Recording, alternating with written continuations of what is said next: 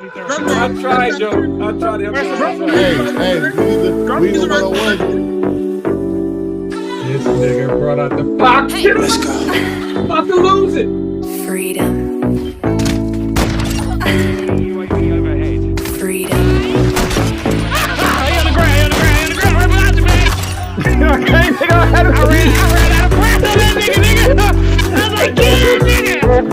What? No. Yeah, the song is going against, that one's going against is Considered. Considered. I don't know about this panel, but outside this panel, it is considered, if not the greatest, one of the greatest albums of all time. We're talking about Nas ILLMATIC. I guess you can say it was his introduction to the world. Can I start this one? Go right ahead. Go right ahead. The floor is yours. Nas, 1994. He dropped this album. And I can tell you that when 1994 hit and this album hit, it changed the landscape of rap, period. I won't go as far as to say, I will say, I would think I was having this conversation. I think Nas is a rare artist. And I say the word artist rather than rapper, because it's almost like you have first initial Nas. I say rapper. I can't. I tried, but I can't. Not. I'm gonna say artist. I'm gonna say why. Let me tell you why. Because the initial Nas, that phase of Illmatic, that phase of It Was Written, and even jumping to Stillmatic, that was like that first that was that trifecta of him and his first phases of him coming into the game. Mm-hmm. Then you have like the other I will say entry into his line, which was like Godson, Hip Hop Is Dead, and then like you go into, I think Good Life is right there in the back end. And then you have what's out right now, which I'm saying the resurgence, the renaissance of Nas, the King Disease 1, 2, 3, Magic 1 and Magic 2, which arguably I think you can make a legit argument. King Disease 2 is probably Nas' best work. It's not. I think it is. I think King Disease 2 was arguably Nas' best work. Okay. I mean, I will say, let me finish. But when it comes to Illmatic was something ahead of his time, before his time. The production was different. The way he spit on that was so different at the time. It was like you had that raspy blues, jazz in the background of his on most of his production, but you hear how he kind of came on the beat. It was never quite, you never could quite catch a Nas verse quite right, because it was like you would hear him go off, and he would just pick up right at the back end or something. Like, I don't know how that scheme worked, but he managed to click it every time. That's why I have a gripe with you calling this nigga artist. Nas is a rapper. He's an artist. Nas is a rapper because difference artist, because when he rap, like you said, his went through his albums. Mm-hmm. And when he rap about the new niggas, he always says new artists. He doesn't say rapper, because not many of them niggas can really rap. And then everybody from Nas genre, Jay-Z, Rakim, Q-Tip, all them niggas, they never call themselves an artist. They rap. They're rappers. They're lyricists. Or MCs. They're not artists. Let me reiterate on what I'm saying to you. I'm not knocking that they are rappers. What I am saying to you is that the way that he puts his work together, as if you look at it, any other art form or any other art forms out there, not every rapper is an artist. You can make the argument that they all are artists because they all have a way of giving off their presentation of how they look at things. So everybody, if you want to sit back and say everybody's an artist to a certain extent, if you want to go by the letter of the law, the way of their expressing themselves, other to take critique on it, and how they give up, that's cool. What I'm saying specifically about Nas is that Nas to me is an artist because as you see him go throughout the years, you can see the changing, you can see the maturity, you can see all the different aspects that he sort of bring into it, and you get to see that even though he's saying the same thing, he's definitely doing new techniques. What he did in '94, he's not doing in 2023. It's a different technique of him giving off his words. He still has the same cadence to a certain extent, but it's a different form of his stroke in regards to his painting of the picture and rap. Still could be a rapper. I look at it as art. That's why I put him as an artist. Well, I have a problem with your explanation. You can have a problem with it. I'm gonna break it down. I'm gonna break it down why I have a problem with your explanation. You're comparing his body of work as artistry, correct? Okay. We're just talking about one album.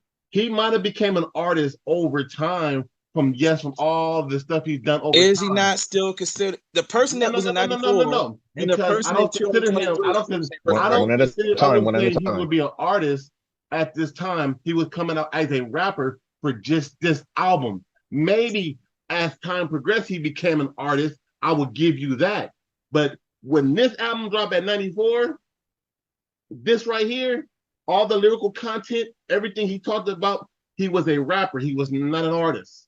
Remember we had this conversation about when I gave you my thought process on why I said Jeezy and Hove, and I said Hove gave me a book and Jeezy gave me like a vibe or feel, and you gave me the response of, well, this is his first thing. And I was like, all right, cool. But I'm like, are we talking about totality or are we talking about this particular album? And y'all kind of gave me this thought process like, no, we talk about the person or rapper themselves.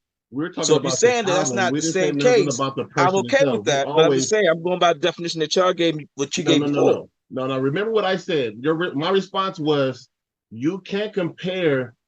It's hard to compare what you said because he gave you what you got at 10. Jeezy, this was Jeezy's first album. So you're comparing the way you felt about 10 is going to be different than the way you felt about 1. The way you feel about King's Disease is different from the way you felt about Nas ILLMATIC. Because we're only talking about Nas ILLMATIC. We're talking about ILLMATIC. We're not talking about anything else in totality. We're talking about that album, what he did on that album precisely. Not everything else down the road. Notes, if you listen to what I said, I didn't say that anything that goes past 1994, that album, had anything to do with this album. I'm just telling you background of the person. We're talking about the fact that you call him an artist, but at that time, when this dropped, he was not an artist. He was a rapper, sir. That's what we're trying to explain to you. Yes, he became an artist over time, but he was a rapper when that dropped. That's what we're basically telling you. I'm not arguing about if he's a rapper. You can be a rapper in 1994. That's fine. He's a rapper in 94. And in the end of the day, the album, to me, for 10 cuts, and for what he did for 10 cuts in 1994, for what he did for the landscape of hip-hop, which was kind of give it a different direction as a whole, I haven't seen any nicks in any of the past songs I listened to. They still hit the same. I get a different appeal that I had back when I was like a teenager to where I am now, but all the songs still hit. I didn't push skip on any of the songs, and there's only 10. But each song gave me something different. Production was nice. Storytelling was good. Production was simple. I mean, for the time, we're going up for right now, you're right. But for what it is, in '94, yeah. But I'm just going off. But if we listen to it in the scope of right now, it's still the production is simple, but it's still pretty good for the album. The beats are still the beats. Like everything, you can add some if you have a more of a preference for a different sound, I get that. But I'm just saying, like the beats for what they are, they're still considered classic beats. Yeah, to me. the production works for That's the because they album. are classic, literally classic. Doing beats. that, well, classic beats being like classic, like even when people would still want to spit over those beats, not necessarily at the time they still spit over, but even now people are like, yo, that's still a dope beat to spit on. Stand To out me, song. Yeah, but you could say that. I mean, I got your understanding. I got where you was going with the artist shit, but just personal to me, calling Nas an artist is fucking disrespectful. How so? Nas is a wordsmith. You could tell Nas put the fucking time and dedication to his shit. But a lot of other people put time and dedication to the shit, but they can never reach Nas' level. But they are considered artists. Nas is a wordsmith, he's a lyricist. I can put Nas on a track. He could talk about some shit that was relevant 20 years ago and compare it to the same shit that's relevant 20 years later. You put somebody else in, like one of these new artists in the same shit, they don't know what to do. Let me give you an example. If I painted a picture right now and I said, hey, this is me expressing myself, I'm an artist. This is me, because it's just like rap. Anybody could rap, they're considered an artist. Difference is there's tiers and there's levels to everything. If I were to look at a Van Gogh, or painting a Van, or if I look at the Louvre and look up and see the painting on top of the Louvre, that's a difference. That's a different level. You can be an artist and still not be on the level of other artists. Like, I don't know if even if you're still in the same, there are people who paint it and they're not the same level as, again, like I said, the Louvre. To me, that's the best piece of artwork I could think of. There are people who painted other paintings. They may be good. They're not the same. If you go look at any video, I don't care. You can search to the cows come home and just find one of an old school person talking about Nas. Tell me the part that they describe Nas as being an artist. Because I'm a rapper, but that's a thought process. I'm not mad at somebody. Because if you call me a rapper, I'm not mad at it. It's different levels, which you are right. But calling Nas an artist, I can go make, like me making these videos, or I can say some flow. I'm an artist. You can say you can try to separate all there's different tiers, but no, there's lyricists. There's a reason why they say lyricists, MCs, and all that other shit, and then they go art form, and they never say artist. They say rap is an art form. They never call themselves an artist. So, okay, so by saying that he took time to curate and to get better at his art form, I'm saying I consider that an artist. You're saying that's disrespectful, as opposed to saying, no, he's simply just a rapper. No, I'm not saying he's simply just a rapper. Nas is a rapper and he raps, obviously, but he's a lyricist. And once when you talk about Nas, you're not gonna say the first thing to come to your mind is not artist. You're gonna say Nas is fucking lyrical as fuck, or Nas and then you start to name some of his bars he put together. But if I tell you to name, like we talked about this shit yesterday, tell you name Pop Smoke or whatever. And one of his songs, even though he was hard, but could you name a lyric from any song? That goes on. I can't, but it only goes to the dedication of somebody putting time and effort. Not saying that Pop Smoke didn't, because I don't want to come off as like he didn't. I'm just saying, to me, again, I get what you're saying. I'm just saying, that's why I said I disagree with the calling him artists. But for the overall analysis of the album was dope from what his time was. It was not. It was in the 90s. And shit, I was about fucking, I don't know, 7, so I wasn't really listening to Nas like that. And if I was listening to it, I didn't understand what the fuck was going on until I got older. And then I went back and I started listening to all the old school shit. I really started paying attention to the lyrics until Chris started coming around. That's when I started paying attention to the lyrics and all type of shit. I was like, wait a minute, these niggas, so it's not just beats, it's actually words like that make sense. Hold on, so this was one of the first albums I really paid attention to. I fuck with Memory Lane. That song is fucking dope. Because when that song comes on, I just think about my little childhood with the fuck I used to do. I was a badass kid doing all types of stupid shit. Can't wait to go outside. Can't wait to stick at the house and go do, and do shit I was supposed to. So memory lane, it's dope as fuck. I didn't know who Q-Tip was at the time, but listening to this nigga album, I went back and was like, all right, who is this dude? I went to go listen to that dude, and then I started listening to. I was like, you know what? He came from this era. Who is all these dudes in this era? So I started listening to Slick Rick and all them. It made me backtrack hip hop, and that's why I fucked this album, because his was the only album that made me go research some shit to get to where I'm at now. And I feel like that's a lot of the shit that the new generation is missing. None of that shit. With the exception of that dumbass song, what's the song, Savage? Which one? The nigga with the Kai song. the Bust guy, down, what? the hiding here shit. That one. Oh, and that leak. Oh, Yeah. It'll make you like, wait, why is he dressed like that? And then you would go look like, oh, okay. But the original sound way better than the fucking remake, which is fucking. But the crazy. funny thing about it, they won't consider it as doing. They would consider it paying homage. Yeah, they consider that, but it'll make you. It'll have sparks. It should spark some interest. Like, wait, what the fuck? Go look back. Now I did that shit without videos. I was just listening to some shit, and I was like, wait a minute, who is these niggas? I need to go find out who the fuck these niggas is. And then he the one that had me go buy a dictionary and look up the shit he was saying. Like, what does this mean? Why is he saying this shit? How the fuck did he rhyme this word with this word?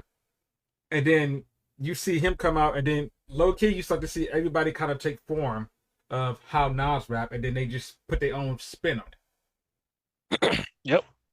So He changed everything. yeah, It was you could say it was an East Coast versus a West Coast at that point. yeah. So if you heard Nas or some shit, you knew you tune in. It was about to come down. It was about to come down. Because West Coast was dominating at that time, and It was. yeah. Nas was So like, you- all right. Because at that time you had that Pac versus Biggie type situation. Then I guess Nas was in the middle of that shit because Pac started talking about Nas and hit him up or some shit. You know what I mean? And like you, Walk, I didn't listen to Nas back then. I mean, I started listening to Nas when I got older too, and same song, literally the same song, because I was on my way to work listening to that, and I heard Memory Lane. I was like, damn, I remember I was doing that same shit. Like, what the fuck? As a kid. So but then I started again listening to the beats, and like you were saying, Savage, it was so simple. It was literally so simplistic. It was like you can't not listen to each song, and it was the simplest as beats. Like you could just continuously listen to it, and I was like, wow, I could see why a lot of people said this was a classic album. It ain't hard For to its tell time, what yeah. not the director. I just had to say this shit. It ain't hard to tell what a dope way to end the album. That nigga. But go ahead. Yeah. Go ahead. No, you good. I mean, you summed it up perfectly with that. And I was again when I first heard like the Genesis, I'm like, okay, this is a good intro to the album. Then you go to New York State of Mind. Then again, me riding around after halftime, and I got to Memory Lane. I was at a stoplight when I heard the song. I was like, damn. I was like, I could see I had flashback just going back in my childhood, just listening to that. Then One Love, I'm like, okay, yeah, each beat it just felt like it was just taken back to it. I was liking each song from the album. Like I had no issue with the album at all. I enjoyed the album, listening to it all over again. I'll do you one better on some real shit. I almost sit back and say, if you was a kid or someone who was watching TV back then, if you remember the show New York Undercover, you was Yes. catching a lot. You'll catch a lot of the old hits from New York Undercover because you probably like you heard the songs in the background, and now you're like, oh, that was a Nas cut. Like it was a lot of stuff that you just said I was listening to. I was like, okay, I remember this from this show, and I remember this from like when I listened to Nas, I listened to it because my dad was listening to Nas, and my dad was like, "Listen to this." He's like, "This is like," he was like, "You want to do some? You want to listen to some rap? This is some rap." And I remember him breaking down what some of the meanings was, not to a teenager who I didn't understand at the time, but I was like, oh, "Okay, cool. He's smart." I don't All understand right, it. I don't understand it. me neither. That was it. I didn't understand it at the time. I was like, I I need a knew dictionary. some of the things he was saying, but not everything. Well, yeah, but I was saying, like the words, like when somebody would like when I be talking to y'all niggas sometimes, y'all might say a word I don't know what the fuck it means, but I know how to spell it. I'm like, let me go look this shit up and see what the fuck they talking about. You ever seen we y'all talking, y'all be talking, y'all say some big words, and then y'all see me get quiet. I'm like, hold on, the fuck he talking about? And then I No, go, I but it don't. be so quick that y'all don't even notice. I'm like, hold on, what the fuck you talking about? What does the word mean? Okay, okay, then I get it, and I start talking because if I've always been that type. If I don't know something, I'm gonna let you know I don't fucking know, or I'm gonna go find out. I know how to find answers. And then when Nas put his like wordplay schemes and all that shit, I didn't understand schemes to start listening to Nas. I was like, what the fuck is a scheme? What is this? All I knew was storytelling. Like, all right, I'm walking down, like I'm sitting in the park, and Shorty walks up to me, sitting next to me. I'm like, start talking game, like talking shit like that. I didn't know schemes, and I started listening to the show. I was like, wait a minute, what is he talking about? And then it was like, what is he talking about? What is he trying to say to me? And he used to fucking bug the fuck out of me until I started like I had to re-listen to it. I remember one time I was listening when Notes was talking to some. I forgot who he was talking to at the time. Remember when Saint Lunatics CD first came out, and Midwest Swing, Yes. and yes, you kind of understand what he was saying. Everybody was doing that, and I'm listening to it, but for some reason, Murphy Lee part stood out to me, and I couldn't understand why. I went to go print out the lyrics. I was like, what is it about it? And it was just his flow, his demeanor, his delivery, the way he talked, the way he was describing himself as he was rapping, and I was like, that's fucking amazing. You can tell where the influences come from. For sure. That is what you got. I'm gonna give y'all a hot take. It's gonna start the controversy. So what you got, Travis? I ain't gonna start no controversy. No, I am. I know I am. I'm going to get this out of the way. I'm gonna tell you right now. I was for sure not old enough to listen to this album. This motherfucker came out in '94, nigga. I was three. So I didn't listen. My first time listening to Nas, I think I was maybe 19 at the time. But at that time, my music selection was already what it was. Yeah. It wasn't anything of that era because I had never heard anything of that era. I didn't really listen to it, but going to listen to Nas and the music that was created back then was, to me, it's like a history lesson of how that shit played out. It's like, all right, you go back and listen to Biggie and Tupac and Nas and all of them, and even Ice Cube. Shit, I had never listened to Ice Cube before. I nigga lyrical as hell. And it opens your eyes up to some things, and it's like, all right, you get to the point to where some days you want to listen to some crazy ass shit with a nice production, and then some days you want to chill. To me, Nas album, I can just chill on.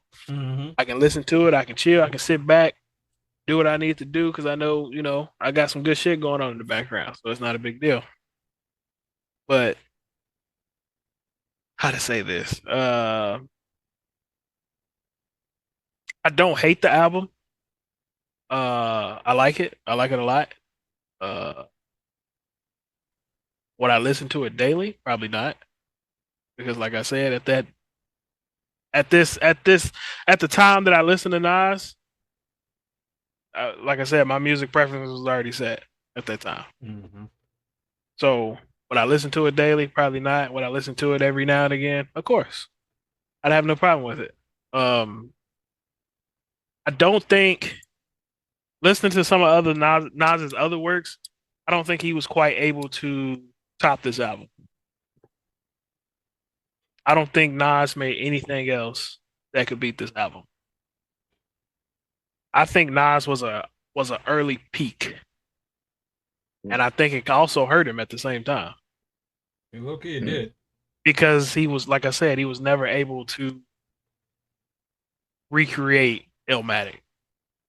So, you know, at him being his age and when he made Illmatic, coming in hot like that, and then just not able to you know what I'm saying, recreate that down the line in his other albums, then to me, I almost want to say that if he released Illmatic maybe 3 albums in, it would have been better in his career. He got success too quickly.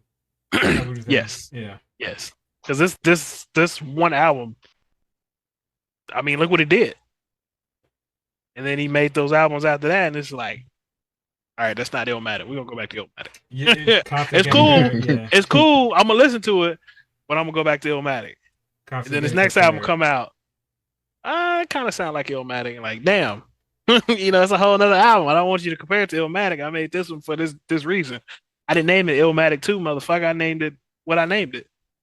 So he tried a little bit with it was written. No. Well, yeah, you can say that, but yeah. It was written. He tried to go back to Illmatic when it was written, if you heard that one. Yeah, I did. I gotta say, y'all bugging. I'm gonna jump out the window. Y'all bugging. How so? I mean, Illmatic was dope. Stillmatic wasn't quite as good as Illmatic, but on his own par, Stillmatic was probably on par. How are we bugging if my comparison was to Illmatic? You just literally said what I said, word for word.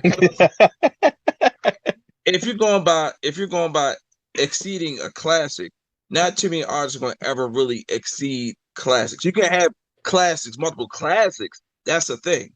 Now, say to exceed something like a work of art, well, I'm saying let's take art out of it. Like Illmatic was not his word of choice. He said recreate. He didn't say exceed. But recreate. Well, I think Stillmatic recreate is a recreation of recreate. Are you saying that it's not a recreate? It's a reproduction. That's a reproduction. But what you was about to say before Joe, before Gunner chimed in? What you about to? Because we'll get to you in a minute, Gunner. Go ahead, finish your thoughts. Go ahead. Oh, I was good. I was good because I was going to go back to what he was, to what Joe was saying. But you know, Gunner. Okay, Gunner. Y'all ready? Hold on before you. Well, let me ask this question. Cause I need to clarify. Are you saying that? Are you saying he never matched? No, he never matched it. Or are you saying that he never did go above it? Is what I'm trying to understand. He never went above it. But he never recreated the hit or the success. Well, I ain't gonna say success, but he never recreated that Illmatic feel. He was trying to recreate the film, like I said, when it was written. And then... So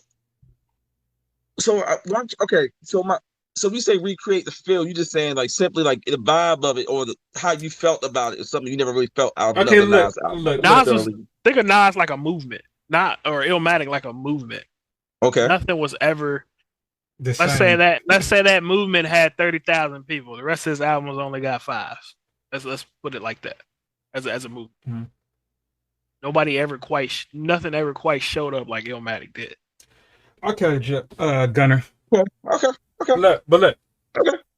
You see Illmatic, like you said, that was a dope ass analogy. 30 and 5. So I go just a little bit deeper. Mm-hmm. You got 30,000 on Illmatic. You got the next CD. You got 20. You got the next CD. You got 10. Okay. So you get to Stillmatic because you're trying to get those 30 people back, and then you got 5. Okay. And then you got a consistent 5 every album. But you're still trying to recapture Illmatic. The first 30. Yeah, the first 30. Because some of his songs tries to go back to that time.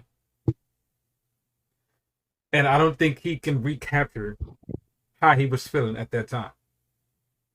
And he's been trying to do it. Like on Stillmatic, got yourself a gun. Right? Okay. And then you got what was that? It was written. Those are diss songs. But like I said, it was written. You got they treat you like a gun, right? You got the song that's comparing his whole life to a metaphor of a gun, which was fine. But he has at least one song that reminds you of Illmatic. But if you take one song off each one of those albums and put it on the album, you would get Illmatic. 2. I disagree with y'all.